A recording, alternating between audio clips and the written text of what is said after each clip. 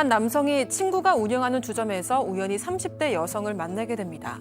이 여성은 자신이 한국 무용을 전공했고 아버지 유산을 물려받아서 아파트와 주택까지 갖고 있다고 소개했습니다.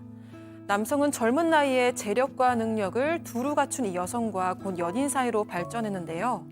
4년 뒤 이들은 양가 부모와 상견례를 가지고 결혼식을 올렸습니다. 그런데 결혼한 지 얼마 지나지 않아서 남성은 아내의 충격적인 비밀을 알게 되는데요.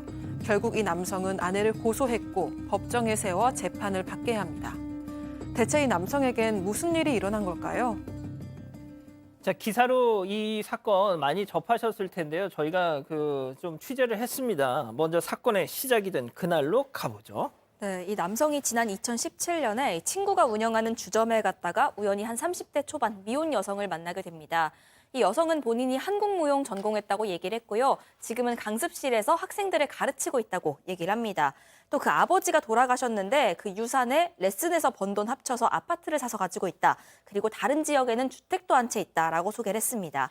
아무튼 이들은 연인 사이로 발전을 했고요. 그 4년 뒤 지난 2021년이었습니다. 상견례 가진 뒤에 결혼식을 올리게 됩니다. 자, 뭐 하나 부족한 게 없는 완벽한 아내. 하지만 점점 냄새가 스멜스멜. 자, 어떤 부분이 좀 이상하냐면 이 아내가 남편한테 돈을 좀 많이 요구를 했습니다. 아하. 최초 2020년 11월 무렵인데 신혼집을 이제 마련한다는 이유로 생활비 명목으로 돈을 1억 정도를 요구했고요. 11월 14일 날 신혼집 마련 1,000만 원, 12월 달에 또 생활비 200만 원, 2022년도 3월 달에 1,000만 원, 3월 30일 날 1,000만 원, 아이고. 총 38회에 걸쳐서 5억 이상, 5억 740만 원입니다. 이것을 지금 달라고 했고, 그렇지만 남편은 사랑하는 아내였기 때문에 온전히 믿고 이렇게 이 수많은 시간 동안 돈을 계속 건네줬습니다. 자, 30대라는 젊은 나이에 돈도 잘 벌고 집도 2채나 갖고 있는 아내가 결혼 후에 자꾸 거액의 돈을 요구한다.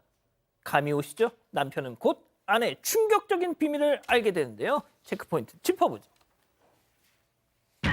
모두 가짜였습니다.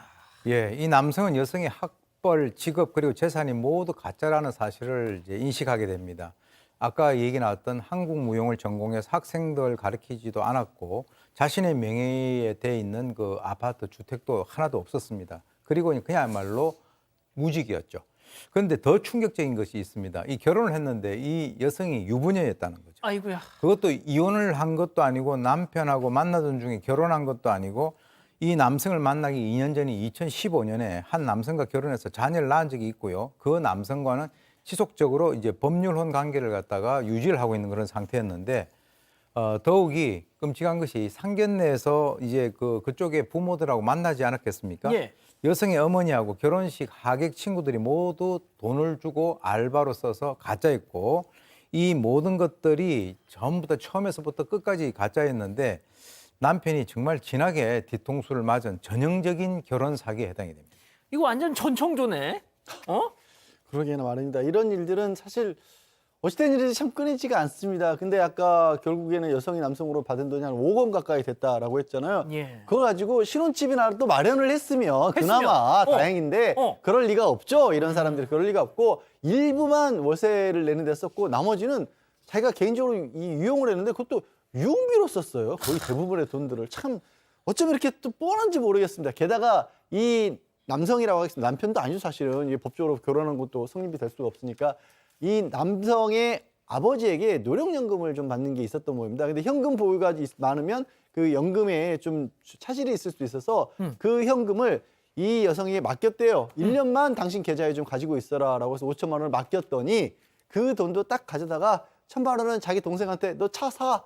1,000만 원 딱 주고 나머지 4천만 원 또 유흥비로 다 쓴 겁니다. 아, 자, 법의 판단은 어땠습니까? 자, 알고 보니까 이 여성 처음이 아니었어요. 동종절력의 전과가 있었습니다. 사기 범죄를 이미 저질렀던 바가 있고요. 지금 재판부가 봤을 때는 이렇게 편치한 돈을 갖고 이 유흥비로 다 썼어요. 그래서 피해자가 돈뿐만 아니라 신뢰까지 잃어서 정신적으로 큰 고통을 받았고요. 앞으로 피해 번지도 안 했지만 앞으로 합의 가능성도 없기 때문에 엄히 처벌해야 된다고 해서 징역 3년 6개월을 법원에서 선고를 했습니다. 자, 그런데 뭐 항소했어요. 네. 그런데 그냥 뭐 확정이 됐습니다. 제가 양 변호사님께 여쭙고 싶은 건 따로 있는데 그 전청조 때도 그랬고 지금 이 케이스에서도 그렇고 그 역할 대행 알바들 부모님 역할 그 하객 이 사람들도 어떻게 보면 이 사기 이 설계 공범 아닙니까? 그러니까 실제로 그런 어떤 상황, 그러니까 뭔가 사기를 치려고 한다는 상황을 잘 알고 있으면서 역할을 대행을 했을 경우에는 사기죄 방조범으로 처벌된 사례도 있긴 합니다. 다만 이렇게 얘기를 했겠죠. 내가 정말 개인적으로 사정이 있어서 집안이 너무 상황이 안 좋아서 뭐 부모님이 결혼을 반대해서 이런 거짓말을 하고 고용한 거라면 이 사람들은 또 그냥 이 사람들도 그냥 아르바이트하고 그걸로 끝나고 만 거예요. 자, 교수님. 진짜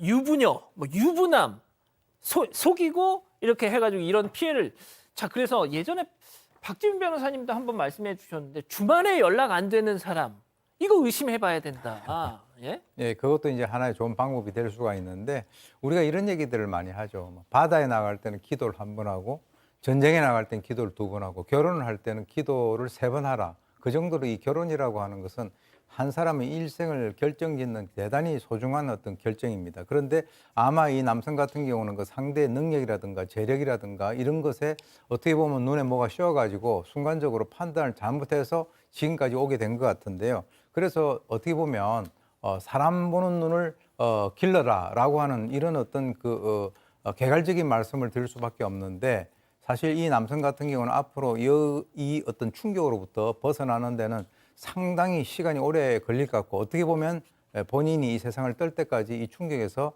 벗어나기 어려울 것 같은 그런 안타까운 사건입니다. 예. 진짜 딱 누군가를 사귀었는데 말이죠. 주말에 연락이 안 돼. 주말마다 맨날 바빠. 의심하셔야 됩니다. 가족 여러분, 잊지 마시고 구독과 좋아요 알림 설정 여기.